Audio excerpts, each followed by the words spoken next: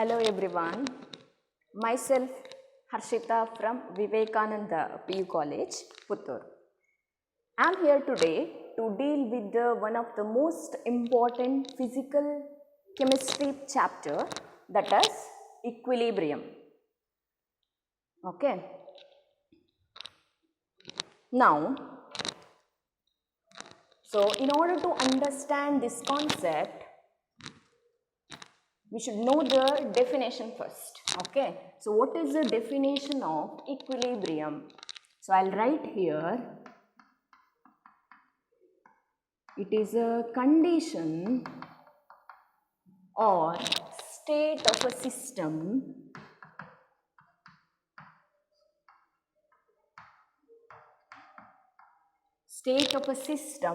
where the rates of two opposing processes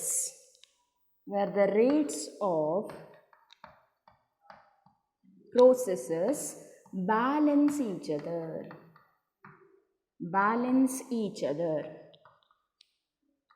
Okay, so definition ಏನು equilibrium ಅಂತ ಹೇಳಿದ್ರೆ it is a condition or a state of a system where the rates of two opposing process or reactions balance each other. So now let us consider one example, simple example ಕೊಡ್ತಾನೆ. For example, ನೀವೇನು ಮಾಡಿ ಅಂತ ಹೇಳಿದ್ರೆ ಒಂದು closed container ಅಥವಾ ಒಂದು beaker ಅಥವಾ ಒಂದು ಪಾತ್ರೆ ತಗೊಳ್ಳಿ, ಅದರಲ್ಲಿ ಬಿಸಿ ನೀರು ತಗೊಳ್ಬೇಕು. What you have to take here? You have to take hot water in a closed container in closed system. ಸರಿಯಾ? ಸೊ ಬಿಸಿ ನೀರು ತಗೊಳ್ಬೇಕು, ಒಂದು ಗ್ಲಾಸ್ ಇರ್ಬೋದು ಅಥವಾ ಏನಾದರೂ ಒಂದು ಪಾತ್ರೆ ತಗೊಳ್ಳಿ, ಅದನ್ನು ಮುಚ್ಚಬೇಕು, ಕಂಪ್ಲೀಟಾಗಿ ಮುಚ್ಚಬೇಕು, ಓಪನ್ ಇರಬಾರ್ದು. ಸೊ ಅದರಲ್ಲಿ ಬಿಸಿ ನೀರು ತಗೊಳ್ಬೇಕು, ಅದನ್ನು ಸ್ವಲ್ಪ ಹೊತ್ತು ಹಾಗೆ ಇಡಿ. ಓಕೆ, ಈ ಬಿಸಿ ನೀರು ತಗೊಂಡಿದ್ದೇವೆ, ಅದನ್ನೇನು ಮಾಡಿದೆ ನಾನು, ಸ್ವಲ್ಪ ಹೊತ್ತು ಹಾಗೆ ಇಟ್ಟ ಮೇಲೆ ನೆಕ್ಸ್ಟ್ ಚೆಕ್ ಮಾಡಿ.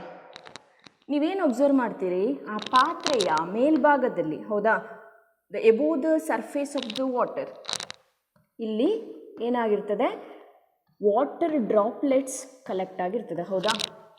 ಬಿಸಿ ನೀರಿದ್ದದ್ದು ಸ್ವಲ್ಪ ಹೊತ್ತಾದಮೇಲೆ ತಣ್ಣಗಾಗಿರ್ತದೆ ಇಲ್ವಾ, ಅಥವಾ ಬಿಸಿ ಇರ್ತದ?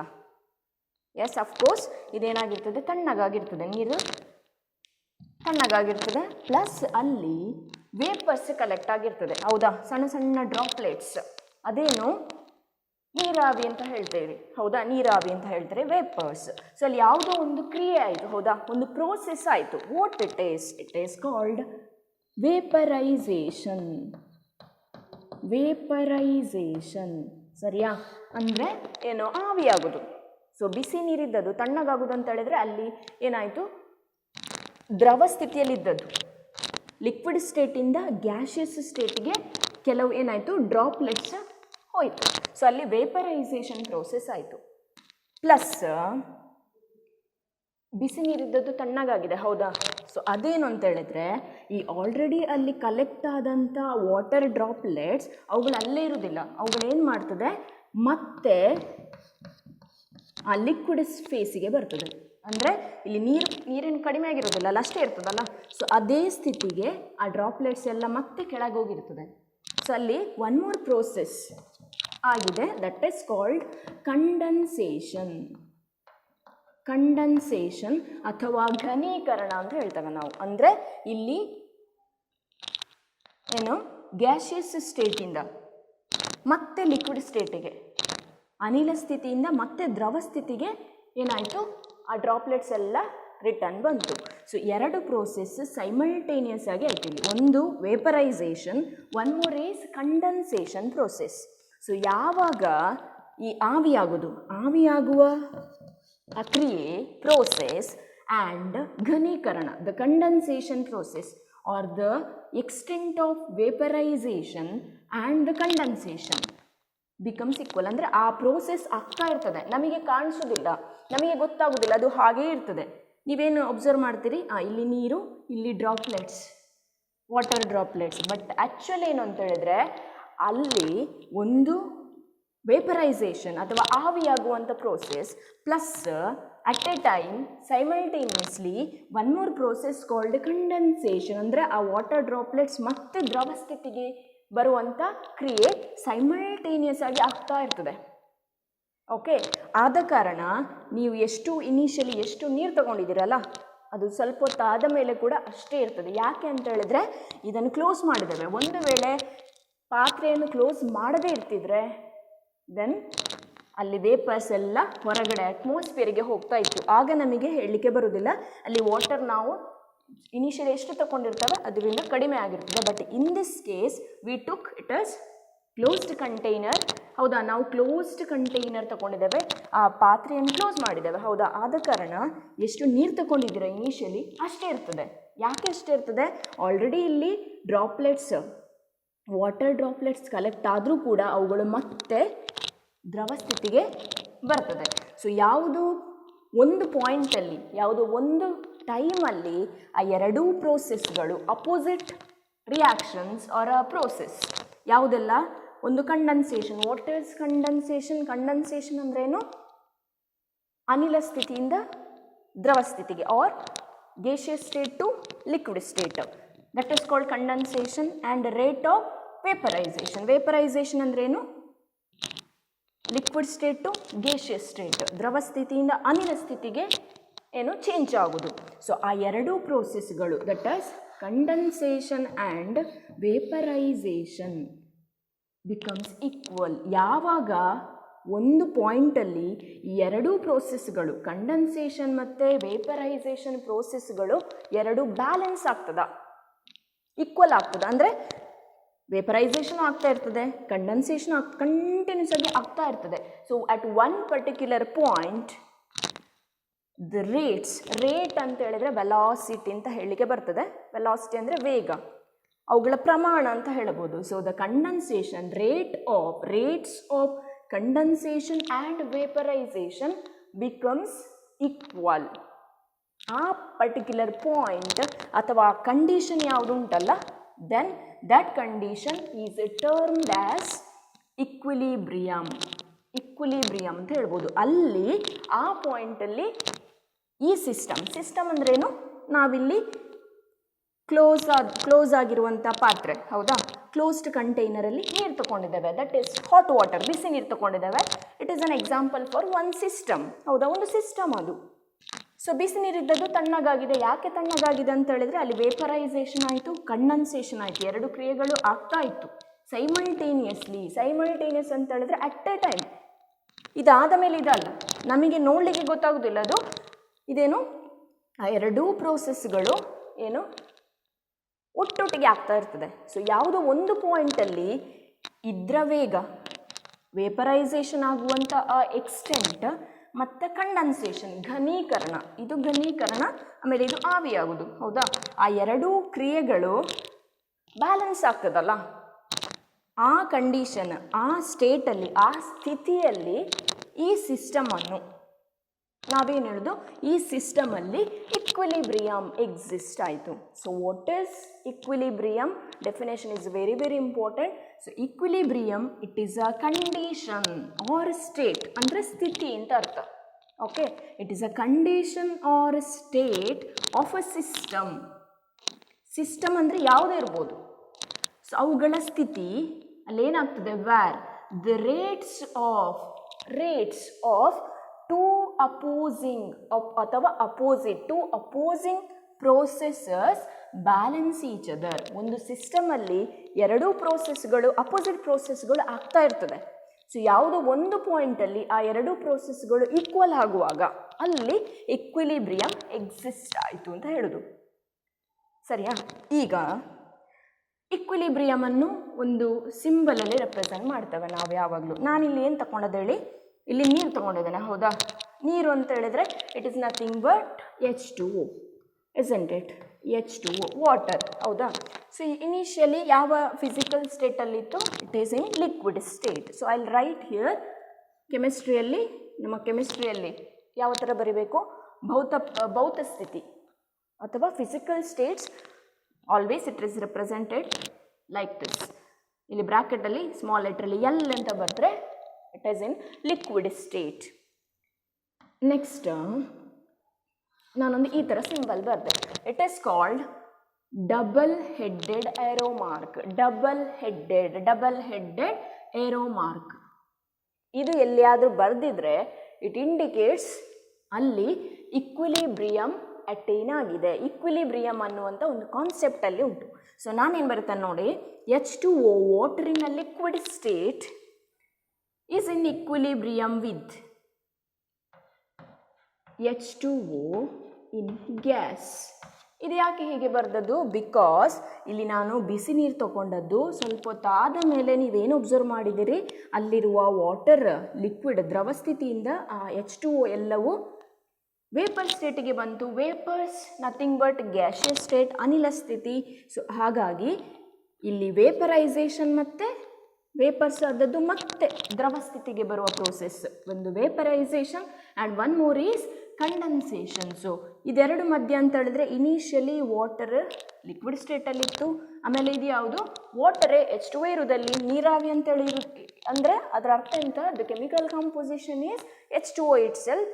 So I have written water in liquid state is in equilibrium with water is in gaseous state. ಅಂದರೆ ದ್ರವ ಮತ್ತು ಅನಿಲ ಸ್ಥಿತಿಯಲ್ಲಿರುವ ನೀರಿನ ಮಧ್ಯೆ, ಇದು ನೀರಾವಿ, ಇದು ನೀರು, ಸೊ ಅವುಗಳ ಮಿಡ್ಲಲ್ಲಿ ಇಕ್ವಿಲಿಬ್ರಿಯಮ್ ಎಸ್ಟಾಬ್ಲಿಷ್ ಆಗಿದೆ. What is equilibrium? It is a condition. What is equilibrium? It is a condition of a system. ಅದು ಒಂದು ಕಂಡೀಷನ್, ಒಂದು ಸಿಸ್ಟಮಿನ ಸ್ಥಿತಿ. ಅಲ್ಲಿ ಏನಾಗಿರ್ತದೆ? Where the rates. What is rate? Rate ಅಂದರೆ ಪ್ರಮಾಣ ಅಥವಾ ವೆಲಾಸಿಟಿ, ವೇಗ ಅಂತ ಹೇಳ್ಬೋದು. Where the rate of two opposing process balance each other. ಯಾವಾಗ ಒಂದು ಸಿಸ್ಟಮಲ್ಲಿ ಎರಡು ಅಪೋಸಿಟ್ ವಿರುದ್ಧ ಕ್ರಿಯೆಗಳು ಅವುಗಳ ಪ್ರಮಾಣ ಈಕ್ವಲ್ ಆಗ್ತದ, ಆ ಕಂಡೀಷನನ್ನು ಇಕ್ವಿಲಿಬ್ರಿಯಮ್ ಅಂತ ಹೇಳೋದು. ಈಗ ನೀವು ನೀರು ತಗೊಂಡಿದ್ದೀರಿ, ಆ ಬೀಕರಲ್ಲಿ ನೀರಿದೆ. ಸೊ ಅವುಗಳ ಆ ಬೀಕರ್ನ ಸರ್ಫೇಸಲ್ಲಿ, ಪಾತ್ರೆಯ ಒಳಗಿನ ಭಾಗದಲ್ಲಿ ಡ್ರಾಪ್ಲೆಟ್ಸ್ ಎಲ್ಲ ಕಾಣಲಿಕ್ಕೆ ಸಿಗ್ತದೆ. ಹೌದಾ? ಸಿಗ್ತದೆ. ಸೊ ನಮಗೇನು ಕಾಣ್ತದೆ ಅಂತ ಹೇಳಿದರೆ ಅದು ನಿಂತ ಹಾಗೆ ಇರ್ತದೆ. ಹೌದಾ? ಅಲ್ಲಿ ಮೂಮೆಂಟ್ ಇಲ್ಲ ಅಂತ ಫೀಲ್ ಆಗ್ತದೆ, isn't it?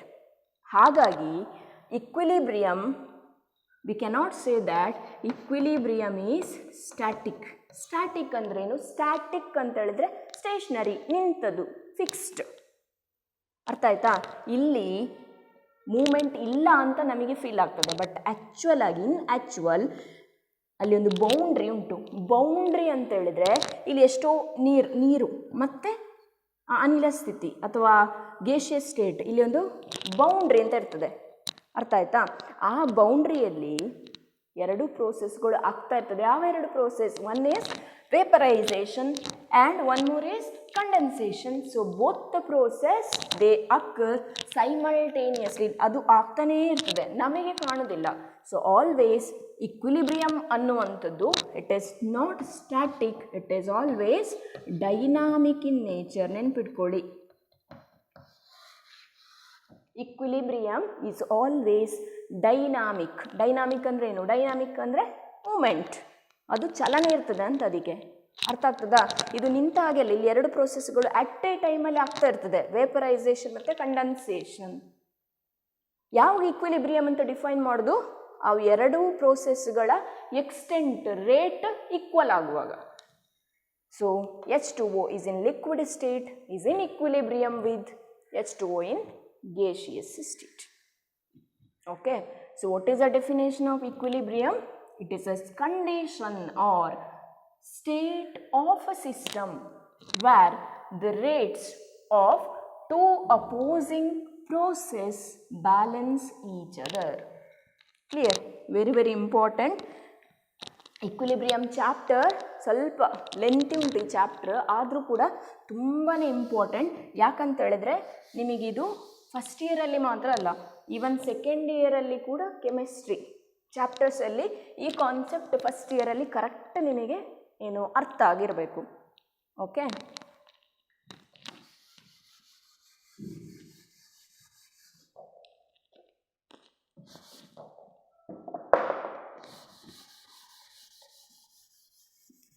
now under equilibrium we have 3 types.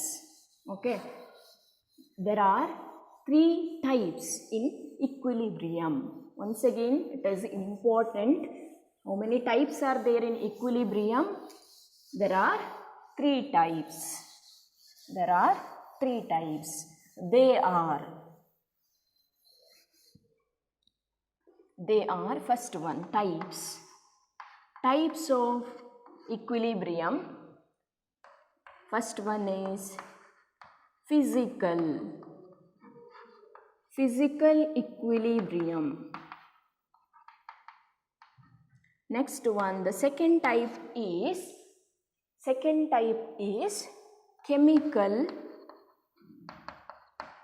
chemical equilibrium, and the last type is ionic equilibrium. Okay, so there are 3 types. 3 ಕೂಡ ಇಂಪಾರ್ಟೆಂಟ್. ಒಂದು ಫಿಸಿಕಲ್ ಇಕ್ವಿಲಿಬ್ರಿಯಂ, ಕೆಮಿಕಲ್ ಇಕ್ವಿಲಿಬ್ರಿಯಂ, ಆಮೇಲೆ ಅಯಾನಿಕ್ ಇಕ್ವಿಲಿಬ್ರಿಯಂ. ನಾವು what is physical equilibrium? Physics ಅಂದರೆ ಭೌತ ಅಂತ ಅರ್ಥ, ಹೌದಾ? So physical equilibrium is a type of equilibrium which involve a phase. It involve phase transformation.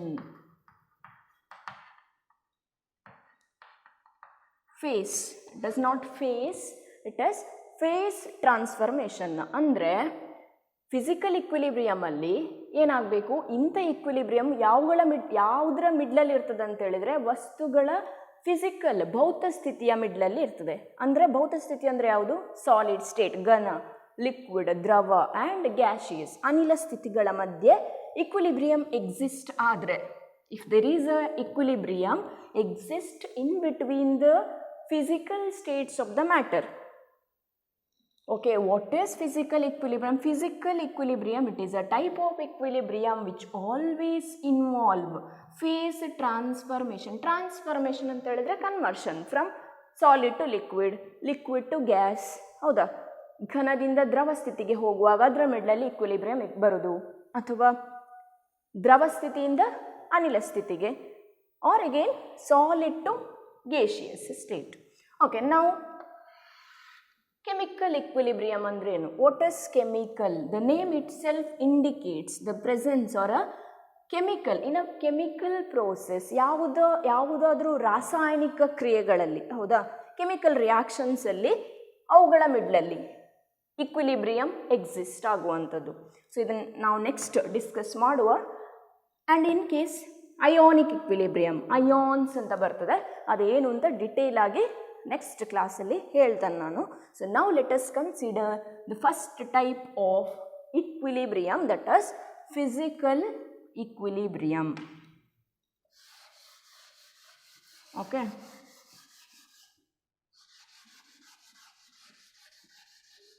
Physical equilibrium. What is physical equilibrium?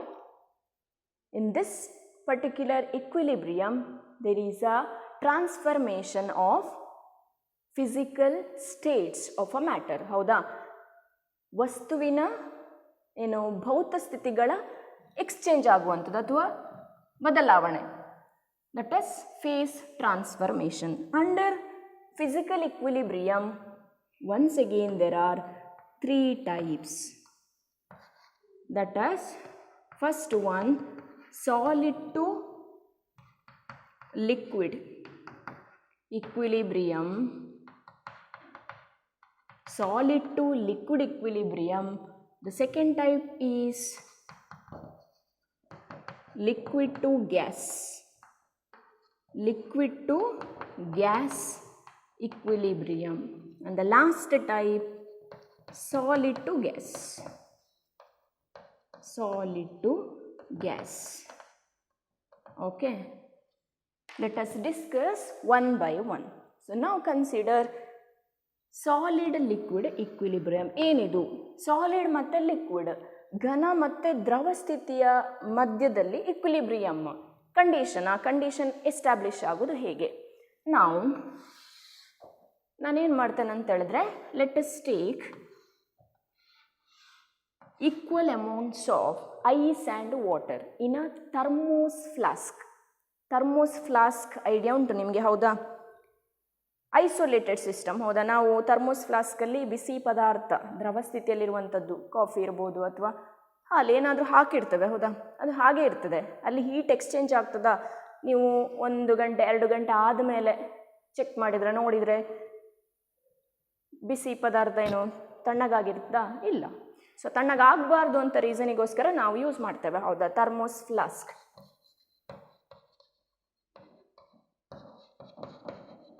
Thermos flask. So thermos flask ತಗೊಳ್ತಾನೆ ನಾನು. Once again it is an example for closed system, ಹೌದಾ? ಅದನ್ನು close ಮಾಡಿದ್ದೇವೆ, perfectly isolated ಆಗಿದೆ, ಹೌದಾ? Isolated ಅಂದ್ರೇನು? ಸರೌಂಡಿಂಗಿಂದ, ವಾತಾವರಣದಿಂದ, ಸರೌಂಡಿಂಗಿಂದ ಯಾವುದೇ ಹೀಟ್, ಆ ಉಷ್ಣ ಏನೋ ಅದು ಟ್ರಾನ್ಸ್ಫರ್ ಆಗೋದಿಲ್ಲ ಒಳಗಡೆ ಮತ್ತು ಹೊರಗಡೆಯಿಂದ. ಸೊ ಅಂಥ ಸಿಸ್ಟಮನ್ನು ತಗೊಂಡಿದ್ದೇನೆ ಇಲ್ಲಿ, ಥರ್ಮೋಸ್ ಫ್ಲಾಸ್ಕ್. ಟೆಂಪರೇಚರ್ ಕೂಡ ಇಷ್ಟೇ ಅಂತ maintain. For example consider 273 kelvin temperature, ಅಷ್ಟು ಅಂದರೆ 0 ಡಿಗ್ರಿ ಸೆಲ್ಸಿಯಸ್. ಓಕೆ, ಟೆಂಪರೇಚರ್ ಕೂಡ ಮೇಂಟೈನ್ ಮಾಡಿದ್ದೇವೆ. ಆಮೇಲೆ ಪ್ರೆಷರ್ ನಾವು ಎಲ್ಲಿ ಇಡ್ತೇವಲ್ಲ, ನೀವೊಂದು ಮನೆಯಲ್ಲಿ ರೂಮ್ ಅಂತ ಅಂದ್ಕೊಂಡ್ರೆ, ಆ ರೂಮ್ ಅಂತ ಹೇಳಿದರೆ ಅದರ ಹೊರಗಡೆ ಪ್ರೆಷರ್ ಇರ್ತದೆ, ವಾತಾವರಣದಲ್ಲಿರೋ ಪ್ರೆಷರ್ ಇರ್ತದೆ. ಸೊ ಅದು ಒಂದು ಏನೋ, ನಾನಿಲ್ಲಿ 1 ಅಟ್ಮಾಸ್ಫಿಯರ್ ಪ್ರೆಷರನ್ನು ಅದು ನೆಕ್ಸ್ಟ್ ಡಿಟೇಲಾಗಿ ಹೇಳುವ ನಿಮಗೆ. ಸೊ ಈಗ ಜಸ್ಟ್ ತಿಳ್ಕೊಳ್ಳಿ, ನೀವೇನು ಮಾಡಬೇಕು, let us take equal amounts of ice and water in a thermos flask. Thermos ಫ್ಲಾಸ್ಕಲ್ಲಿ ಐಸ್ ಎಷ್ಟು ತಗೊಳ್ತೀರಲ್ಲ ಅಷ್ಟೇ ವಾಟರ್ ತಗೊಳ್ಬೇಕು, ಆ 2 ಮಿಕ್ಸ್ಚರ್ ತಗೊಳ್ಬೇಕು, ಥರ್ಮೋಸ್ ಫ್ಲಾಸ್ಕಿನೊಳಗೆ ಹಾಕಿ. ಕ್ಲೋಸ್ ಆಗಿದೆ, ಸಿಸ್ಟಮ್ ಕ್ಲೋಸ್ ಆಗಿದೆ.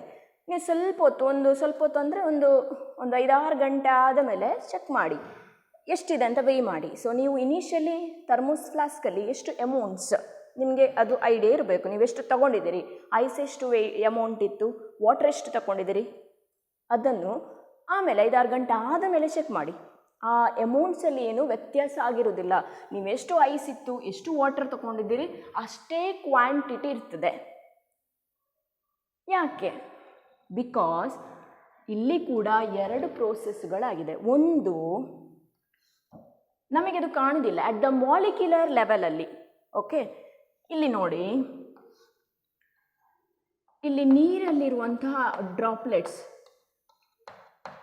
ದ್ರವ ಸ್ಥಿತಿಯಲ್ಲಿರುವಂತಹ ನೀರು, ಅವುಗಳೇನು ಮಾಡ್ತದೆ ಅಂತ ಹೇಳಿದರೆ, ಐಸ್ ಸಾಲಿಡ್ ಸ್ಟೇಟ್, ಹೌದು? ಐಸ್ ಅಂತ ಹೇಳಿದರೆ ಅಲ್ಲಿ ಕೂಡ ಕೆಮಿಕಲ್ ಕಾಂಪೋಸಿಷನ್ ಯಾವುದು? H2O ಇರೋದು, ನೀರು ಕೂಡ H2O. ಸೊ ಅದರ ಭೌತ ಸ್ಥಿತಿ ಅಥವಾ ಫಿಸಿಕಲ್ ಸ್ಟೇಟ್ ಮಾತ್ರ ವ್ಯತ್ಯಾಸ ಉಂಟು. ಒಂದು ಘನ ಸ್ಥಿತಿ which is in a solid state and one more that is liquid, that is an liquid state, ಹೌದಾ? ಸೊ ಈಗ ಆ ಲಿಕ್ವಿಡ್ ಸ್ಟೇಟಲ್ಲಿರುವಂಥ ಪಾರ್ಟಿಕಲ್ಸ್, H2O ಪಾರ್ಟಿಕಲ್ಸ್, ಅವುಗಳೇನು ಮಾಡ್ತದೆ ಅಂತ ಹೇಳಿದರೆ, ಮಂಜುಗಡ್ಡೆ ಅದರ ಸರ್ಫೇಸಿಗೆ ಹೋಗಿ ಅಟ್ರಾಕ್ಟ್ ಆಗ್ತದೆ, ಅದು ಕೊಲೈಡ್ ಆಗ್ತದೆ, ಒಂದಕ್ಕೊಂದು ಕೊಲೈಡ್ ಆಗ್ತದೆ. ಇದೆಲ್ಲ ಮಾಲಿಕ್ಯೂಲ್ಸ್ ಅಲ್ವಾ? ಆ ಐಸ್ ಮಂಜುಗಡ್ಡೆಯ ಸರ್ಫೇಸ್, ಮಂಜುಗಡ್ಡೆಯಲ್ಲಿರುವಂಥ H2O ಕಣಗಳಿಗೆ ನೀರಲ್ಲಿರುವಂಥ H2O ಏನೋ ಆ ಕಣಗಳು ಸ್ಟ್ರೈಕ್ ಮಾಡೋದು, ಕೊಲೈಡ್ ಮಾಡೋದು. ಸೊ ಆ್ಯಸ್ ಎ ರಿಸಲ್ಟ್ ಅವುಗಳು ಅಟ್ರಾಕ್ಟ್ ಆಗ್ತದೆ. ಸೊ ಅಲ್ಲಿ ಯಾವುದೆಲ್ಲ ಹಿಟ್ ಆಯ್ತಲ್ಲ, ಕೊಲೈಡ್ ಆಗೋದಂದ್ರೆ ಏನು? ಅಟ್ಯಾಕ್ ಮಾಡೋದು. ಸೊ ಆಗ ಆ ದ್ರವ ಸ್ಥಿತಿಯಲ್ಲಿರುವಂಥ H2O ಪಾರ್ಟಿಕಲ್ಸ್ ಏನಾಗ್ತದೆ? ಘನ ಸ್ಥಿತಿಗೆ ಬರ್ತದೆ. It is getting converted into ice molecules at a time. ಆಗ ದಟ್ ಈಸ್ ಒಂದೇನಾಗ್ತದೆ, ಲಿಕ್ವಿಡ್ ಸ್ಟೇಟಲ್ಲಿದ್ದದ್ದು ಸಾಲಿಡ್ ಸ್ಟೇಟಿಗೆ, ಓಕೆ, ದ್ರವ ಸ್ಥಿತಿಯಲ್ಲಿರುವಂತಹ H2O ಪಾರ್ಟಿಕಲ್ಸ್ ಘನ ಸ್ಥಿತಿಗೆ ಬರ್ತದೆ. ಪ್ಲಸ್ ಅಟ್ ಎ ಟೈಮ್ ಕೆಲವು ಐಸ್ ಪಾರ್ಟಿಕಲ್ಸ್ ಸಾಲಿಡ್ ಇದ್ದದ್ದು, ಸಾಲಿಡಲ್ಲಿ ಇರ್ತದೆ, ಮಂಜುಗಡ್ಡೆ ಅಂತ ಹೇಳಿದ್ರೆ is in solid state, so it will converted into a liquid state. So ಎರಡೂ ಪ್ರೋಸೆಸ್ಗಳು ಆಗ್ತಾ ಇರ್ತದೆ ಸೈಮಲ್ಟೇನಿಯಸ್ಲಿ. ಒಂದು ಮಂಜುಗಡ್ಡೆಯಿಂದ H2O ಪಾರ್ಟಿಕಲ್ಸ್ ದ್ರವ ಸ್ಥಿತಿಗೆ ಬರೋದು, ಪ್ಲಸ್ ದ್ರವ ಸ್ಥಿತಿಯಲ್ಲಿರುವಂಥ H2O ಪಾರ್ಟಿಕಲ್ಸ್ ಘನ ಸ್ಥಿತಿಗೆ ಬರೋದು. ಸೊ ಎರಡೂ ಪ್ರೋಸೆಸ್ಗಳು ಅಪೋಸಿಟ್ ರಿಯಾಕ್ಷನ್ಸ್, ಅದು ಹೌದಾ, ಅವುಗಳು ಆಗ್ತಾ ಇರ್ತದೆ, ನಮಗೆ ಕಾಣಿಸೋದಿಲ್ಲ ಅಟ್ ದ ಮಾಲಿಕ್ಯುಲರ್ ಲೆವೆಲಲ್ಲಿ. ಸೊ ಆ ಎರಡೂ ಪ್ರೋಸೆಸ್ಗಳ ರೇಟ್ ಅಥವಾ ಪ್ರಮಾಣ ಅಥವಾ ಎಕ್ಸ್ಟೆಂಟ್ ಅಕರ್ಸ್ ಸೈಮಲ್ಟೇನಿಯಸ್ಲಿ. ಯಾವುದೋ ಒಂದು ಪಾಯಿಂಟಲ್ಲಿ ಆ ಎರಡೂ ರೇಟ್ಸ್ ಬ್ಯಾಲೆನ್ಸ್ ಆಗ್ತದೆ, ಈಕ್ವಲ್ ಆಗ್ತದೆ. That time there exist a equilibrium between, ಯಾವುದರ ಮಿಡ್ಲಲ್ಲಿ ಇಕ್ವಿಲಿಬ್ರಿಯಮ್ ಎಕ್ಸಿಸ್ಟ್ ಆಗ್ತದೆ, H2O which is in solid state, ಅಂದರೆ ice is in equilibrium. There exists an equilibrium between H2O in a solid state and H2O in liquid state. ಅರ್ಥ ಆಗ್ತಾ ಉಂಟಾ? So solid to physical equilibrium ಅಂತ ಹೇಳಿದ್ರೆ ಅದರಲ್ಲಿ first type ಯಾವುದು ಕಲ್ತದ್ದು, solid to liquid equilibrium. Okay, what is solid to liquid equilibrium? It is a equilibrium which exists between the solid form of the substance and the liquid form of the substance. So ಇದನ್ನು ನಾವು ಈ ಥರ represent ಮಾಡ್ಬೋದು. H2O in solid state is an equilibrium. Equilibrium symbol hockey double headed arrow mark with H2O in liquid state. So ಈ ಪಾಯಿಂಟಲ್ಲಿ equilibrium exist ಆಯ್ತಲ್ಲ. What is equilibrium? ಯಾವುದೊಂದು ಪಾಯಿಂಟಲ್ಲಿ ಘನದಿಂದ ದ್ರವ ಸ್ಥಿತಿಗೆ, ಸಾಲಿಡಿಂದ ಲಿಕ್ವಿಡ್ ಆಗೋದು, ಲಿಕ್ವಿಡಿಂದ ಸಾಲಿಡ್ ಸ್ಟೇಟ್ ಆಗುವ ಆ ಪ್ರೋಸೆಸ್ಗಳು ಅದರ ರೇಟ್ ಬ್ಯಾಲೆನ್ಸ್ ಆಯಿತು, ಈಕ್ವಲ್ ಆಯಿತು. ಆ ಟೈಮಲ್ಲಿ ಇಕ್ವಿಲಿಬ್ರಿಯಮ್ ಎಕ್ಸಿಸ್ಟ್ ಆಯಿತು. ಸೊ ಅಲ್ಲಿ ನಾವು ಮೆಲ್ಟಿಂಗ್ ಪಾಯಿಂಟ್ ಮತ್ತು ಫ್ರೀಸಿಂಗ್ ಪಾಯಿಂಟ್ ಡಿಫೈನ್ ಮಾಡ್ಬೋದು, ಹೌದಾ?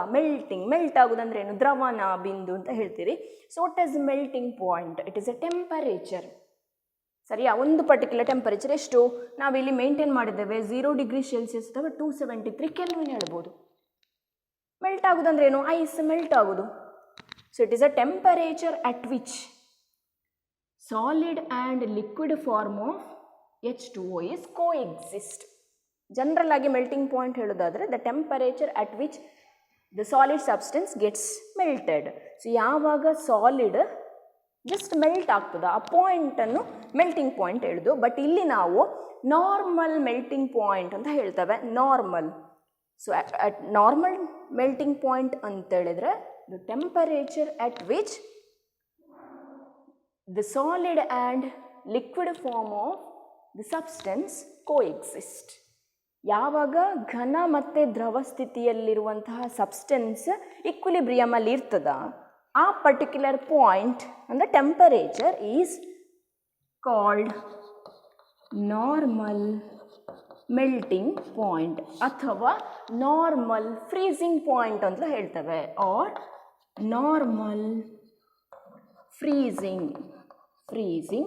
ವಾಟ್ ಇಸ್ ಗೊತ್ತಿರಲಿ, ಜಸ್ಟ್ ಮೆಲ್ಟಿಂಗ್ ಪಾಯಿಂಟ್ ಅಂದ್ರೇನು? ಮೆಲ್ಟಿಂಗ್ ಪಾಯಿಂಟ್ ಅಂದ್ರೇನು? The temperature at which solid melts, ಅದು ಮೆಲ್ಟಿಂಗ್ ಪಾಯಿಂಟ್. ಬಟ್ ಇಲ್ಲಿ normal melting point in terms of equilibrium ಅಲ್ಲಿ ಹೇಳುವಾಗ it is a temperature at which the solid and liquid form of the substance coexist. Okay, so this is about the first type under physical equilibrium. So ಉಳಿದದ್ದು ಇನ್ನೆರಡು types ಇದೆ, will discuss in the next class. Okay, thank you.